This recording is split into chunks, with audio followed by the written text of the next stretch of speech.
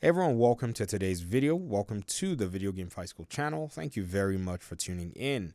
So before I hop on in, I just wanted to go ahead and say thank you to everyone who's been supporting the channel, supporting the content, and those of you who've been subscribing and, just leaving comments. It really does help for the, conversation to continue in a very, very positive direction. And, with us being gamers, we have all our different preferences. We have all our different ideas. We have all our different, thoughts and concerns regarding Gotham Knights. Today, I wanted to go ahead and speak a little bit on the idea on pre-ordering, just some details that here in the community we've started to hear chatter and whispers about. Now that the release date is known, I've started to see a lot of people say, it'd be nice for us to get a little bit more details on how we can pre-order, when we can pre-order, and so on and so forth. Now, to that, I want to give a counter, opinion as to this pre-order thing. And let me go back by kind of setting it all up so that by the time I make you aware of my own position, you know that it's coming from somewhere of genuine concern and, something where I would love for everyone to make the very best decision for themselves. So, Gotham Knights is coming from a studio whose last game was released, I think, around 2011, which is Batman Arkham Origins. Now, since then, studio leadership, studio development, and a lot has changed hands. There's no doubt about that. But if we want to kind of say, okay, when could it be that Gotham Knights started to get conceptualized? I would say sometime probably close to 2014. The reason I use that date as a landmark or a time frame is Patrick Redding, who is the creative director on Gotham Knights, was recently, employed by Warner Brothers Games Montreal in 2014. He came from Ubisoft Toronto, having worked extensively on the Splinter Cell games. So that is the experience that Patrick Redding had at that time that he, and more. I'm not saying that was that. I'm just saying the more recent and successful experience that he had, and that's what he brought to the studio. Now, there are other people who are also decision makers, designers, directors, and all the above, but I'm just saying perhaps I think, someone like Patrick Redding was probably in the position to, probably start with that process of getting the game fleshed out and all of the above.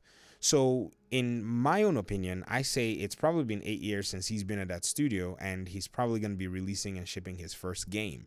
Now, there are two possibilities. There's probably the possibility that they had another game they were working on. That game probably got canceled for this Gotham Knights project. Or they are making this Gotham Knights game and it's actually taking this long to make the game because the game is actually way bigger than we thought. So think Red Dead Redemption 2. Red Dead Redemption 2 literally took about 8 years of development to make. So the question is, before we start to talk about pre-order, what is the nature of the game? How much information about the game do we actually know and do we actually have? And the answer to that is, for now, we have very limited information regarding the name, the structure, the pacing, and a lot of different, I would say components of Gotham Knights as a game. We don't necessarily know too much in regard to that. And I think that's the most important thing when it comes to the discussion on pre-ordering and all of those other things. Because for some people, the delay, or I would say the longevity and time and space between both games have been very concerning for some people in the community. Some people have taken that as a bad sign or as a sign that there might not be a healthy development process going on within the studio. And for them, I think that's a genuine concern. There also are some who have been like, man, we've been waiting for 8 years and it's finally very, exciting for us. And we would love to just go on and, pre-order the game and try to, figure out what the game is about later on down the road. And to that, I say, if you want to pre-order the game, it's your right. It's your money. It's your prerogative. There is no one that's going to tell you what to do since it is your own right and your decision to do so.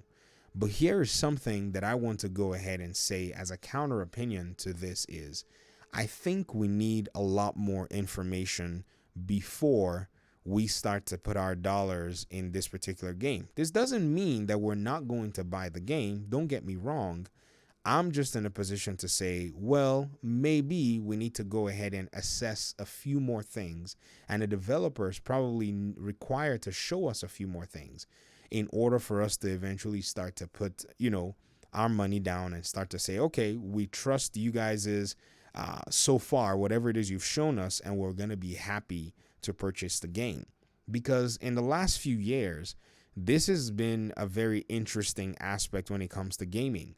A lot of individuals have, been excited about a game, myself included, and we went ahead and we pre-ordered, we bought the game, and it ended up not being what it is that we want, that we wanted, or what it is that we thought. And I don't want us to fall into this trap. In fact, I would hate that Gotham Knights becomes that. But the truth is this Gotham Knights game is going to be new. It's going to have a new formula.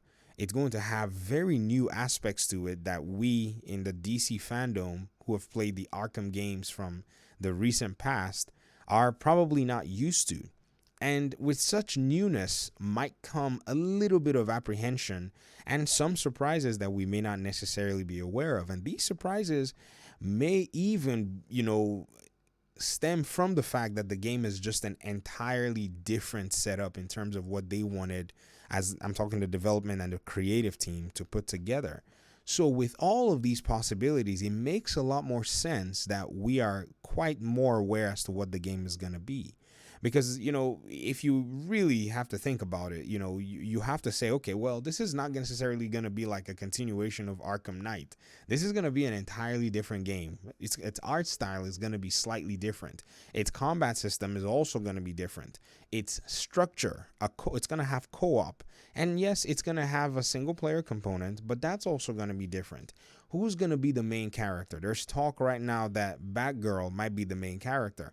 I've always suspected this, by the way. I'm a huge Batgirl fan, and so I always kind of suspected that they were probably going to have her be the main character. The reasons I don't necessarily know.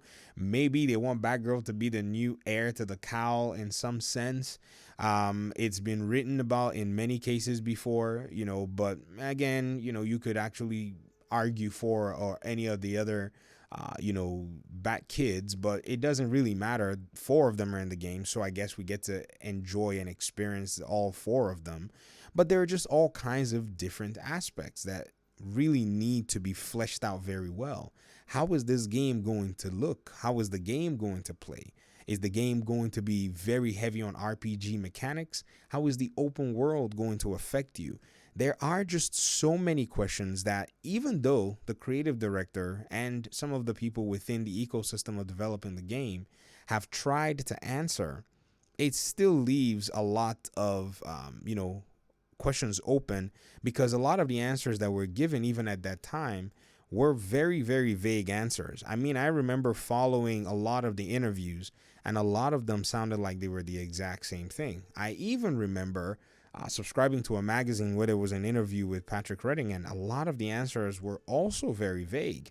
And so until we start to see a little bit more of that fleshed out and consumer confidence is in a sense high, then I think at that point we can start saying, okay, if you want to pre-order, that's a thumbs up for you. Or if you want to wait till the game is released, that's also a very, very, that's a decision that's up to you. But I would say for now that as a gaming, community that's been looking forward to this game, it's time for us to take caution. There are a lot of markers. There are a lot of flags that really do not necessarily speak to anybody hopping into, talking about pre-orders just yet, because the delays were very interesting. And the way the game came out of nowhere in terms of its reveal and in terms of its release date has been really interesting as a whole. So I really just wanted to go ahead and appeal to the community to just keep an eye out, and I'll be keeping an eye out myself as to where the game is going. And the most important thing, in my opinion, is the talk right now of a possible beta. And I'll try my best to talk about that in another video. This video is actually stretched longer than I want for it to stretch, but it is a conversation nonetheless that's worth having. But anyways, I'd love to hear your thoughts in the comment section. Are you going to be pre-ordering? Why? If you're not going to be pre-ordering, why not? Talk to me. We'll talk soon. Peace out.